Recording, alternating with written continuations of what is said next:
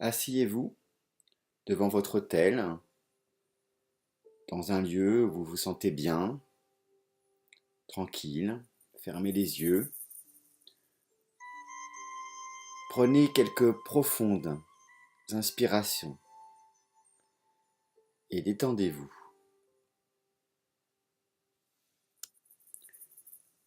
Ressentez l'air autour de vous.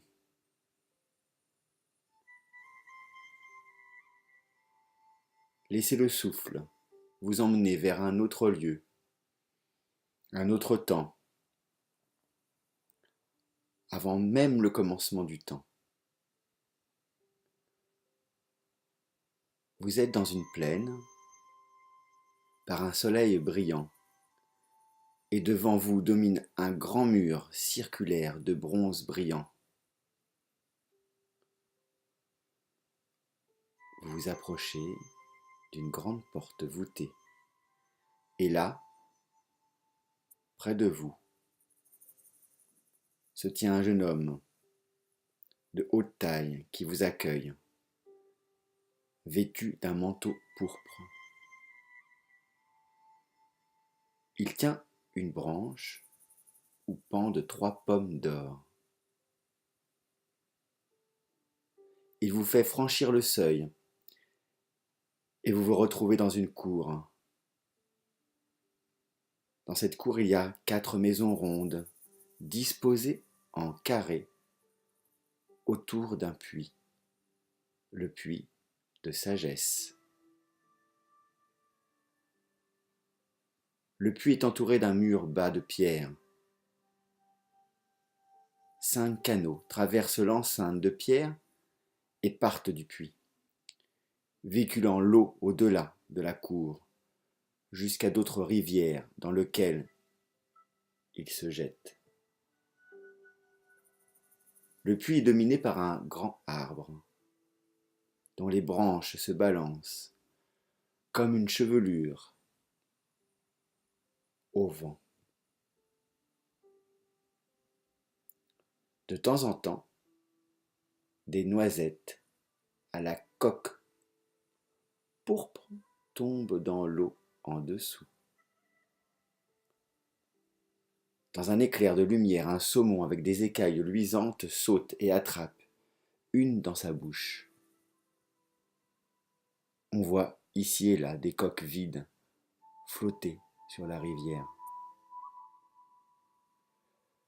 Le monde est plus vivant ici que vous ne pouviez l'imaginer. Les couleurs brûlent et vacillent, les sons vibrent comme des cordes pincées.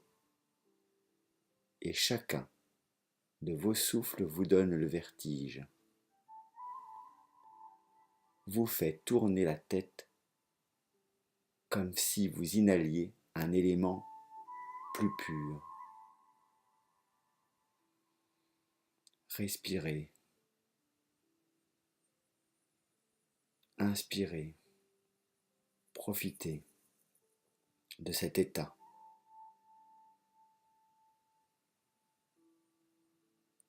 Mais vous n'êtes pas seul. Une procession de pèlerins s'approche du puits en silence. Leurs pieds, chaussés de sandales, ne font aucun bruit. Et un par un, ils s'accroupissent et boivent l'eau dans leurs mains jointes et recourbées.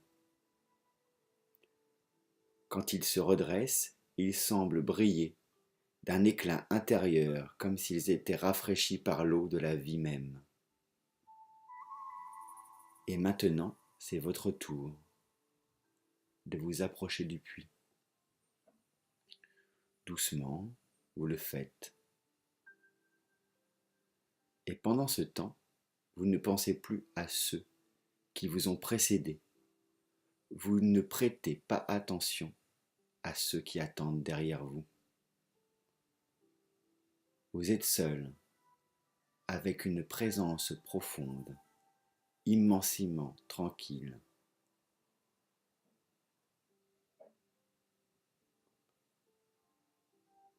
Vous vous accroupissez et vous regardez le bassin calme qui brille d'une douce lumière bleu-vert, reflétant les arbres qui le dominent. Un saumon brille comme une ombre juste au-dessous de la surface. Mais tandis que vous continuez de regarder dans l'eau, le reflet des arbres se dissout très lentement. Et vous regardez maintenant des eaux aussi sombres et profondes qu'une nuit. De leur profondeur, des images émergent. Message de l'esprit qui remonte au plus profond de l'intime. Vous pouvez aussi recevoir un présent qui flotte à la surface pour que vous le preniez. Observez, regardez ces images. Attrapez ce qui flotte, il est pour vous. Prenez ce qu'il vient.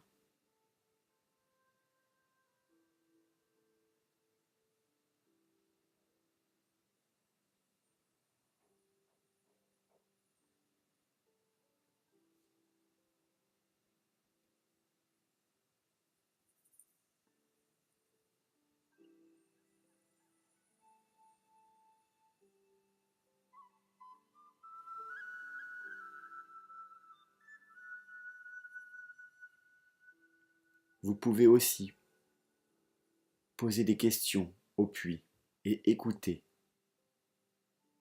si une réponse émerge des profondeurs.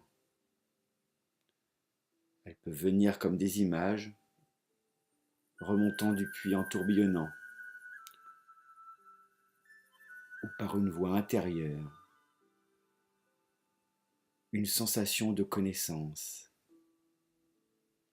Permettez-vous de recevoir des réponses.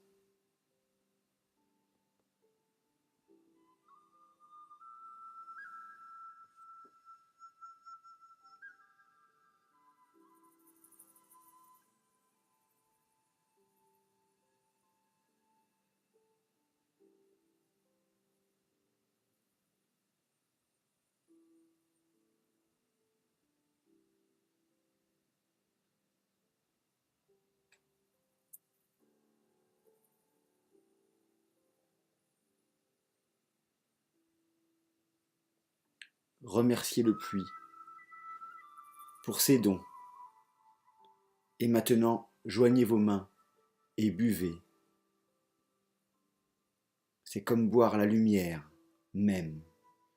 Une sensation de bien-être profond, de calme vous pénètre quand l'eau vous lave de toutes les blessures du passé et purifie votre corps, votre cœur, votre âme et votre esprit.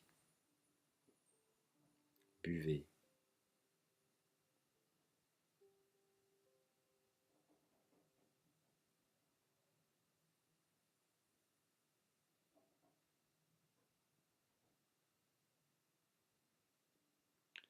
Avant de partir, vous jetez dans les eaux une profonde offrande, un remerciement aux esprits du puits. Les eaux emportent votre offrande.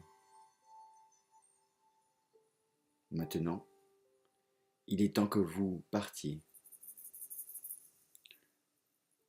Vous vous relevez, vous vous éloignez du puits et vous vous dirigez vers la porte de la cour. Quand vous vous en approchez, vous vous tournez pour dire au revoir au jeune guide qui vous a conduit ici. Il se tient près de la grande porte en bois qui s'ouvre sur le château. Mais il n'est plus le jeune homme qui est d'abord venu vers vous. Il est maintenant un homme adulte, un roi barbu, portant une couronne faite de branches de pommier. Et dans sa main, il tient une branche sur laquelle il y a des fleurs et des fruits. Son visage, intelligent et bon, vous sourit. Vous le saluez en inclinant votre tête vers lui, sachant qu'il est le gardien du lieu, Manannan, le roi de l'autre monde. Vous franchissez la porte, et après un court instant, la brume magique vous enveloppe à nouveau. Bientôt, tout disparaît, et à mesure que la brume commence à s'éclaircir, vous êtes de plus en plus conscient que vous êtes assis dans le lieu où vous vous tenez à ce moment, ici et maintenant, et qu'il est temps de revenir.